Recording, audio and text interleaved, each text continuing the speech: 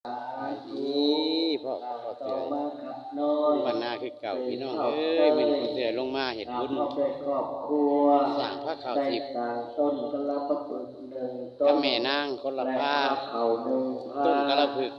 คนละต้นดวงวิญญาณของพ่อดวงจันทร์และแม่จันทาม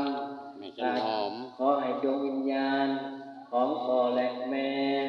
ส่งมาหับจับเอาด้วยเถิดสาธุสาธุอานุโมทามิต่อมานี้หันนางทุกได้สร้างต้นกระปตุกดองแม่นางแต่งแล้วก็สิได้เอาขึ้นไป1 ผ้าถวายเนาะพี่น้องเนาะถึงดวงวิญญาณแต่งพระเขาแก่โคตรลักคำและยาหมอนขอให้ดวงวิญญาณจงมาหักจับเอาอยู่ในวัดส่วนบุญส่วนกุศลนี้ด้วยเถิดในครั้งนี้ด้วยเถิดมาเมื่อไหร่ก็ถือว่าขอให้ทุกงานแหน่งสมควรถึงทุกขอให้ทุกยิ่งขึ้นไปขึ้นไปเบิ่งอยู่เทิงนิดหนึ่งพี่น้องสาธุสาธุอนุโมทนาไม่ออกคือบ่ยิ้มเนี่ยเนาะไม่ออกนี่นะได้จากต้นกระปตุก1 ต้นเพื่ออุทิศถึงดวงวิญญาณพ่อเฒ่าตันแม่พ่อเฒ่าตันและเฒ่าแก่หรือผัวเป็นผัวขอให้ดวงวิญญาณจงมาหาเจ้าเอาด้วยเถิดสาธุสาธุอนุโมทามิซึ่งมันแจกนะพี่น้องเนาะต่อมา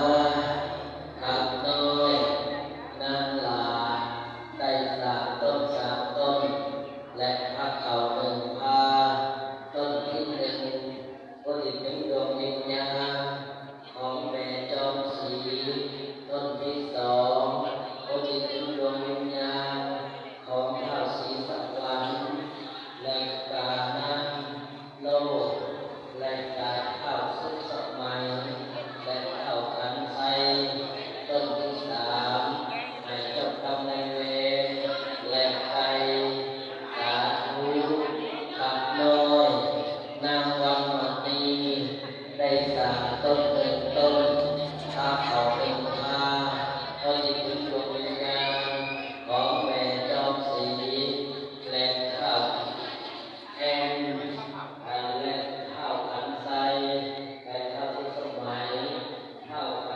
เป็นสวรรค์บุรีบังคับไปแล้วขอจงมาให้พวกเขาได้เถิดสาธุขับน้อยเข้าเมืองสวรรค์ใส่เข้าเมืองสวรรค์คำชมพูได้จากต้น1 ต้นก็ติดถึงหาพอญาติคำชมพูบรรยากาศภายในวัดเนาะพี่น้องเนาะทำเห็นล่ะข้าพเจ้าเอาเล่ลุงวัดว่ามื้อนี้ไม่ออกพักผ่อนเนาะมื้อนี้เนาะได้เห็นพระเขา2 ผ้าและต้นกระปุก3 ต้นโอ้คนบ้านเฮาก็ลงมาบ่นี่ต้นที่1อุทิศหาพ่อบุญแถวไสยะเลนต้นที่2อุทิศไปหาปู่ศรีหาปู่บรรยากาศก็ซ้ำนี่ล่ะเนาะพี่น้องแต่ว่ามื้อตักบาตรแท้น่ะมื้ออื่นและก็ยายเต้ยต้นที่3มาวันนี้ก็พอเตือนเขาฝากคลิปไว้จะมีเนาะพี่น้องเนาะทุกไลค์ขอบใจทุกคอมเมนต์อย่าเจ็บอย่าจนพี่น้องพ่อกันคลิปหน้าสบายดี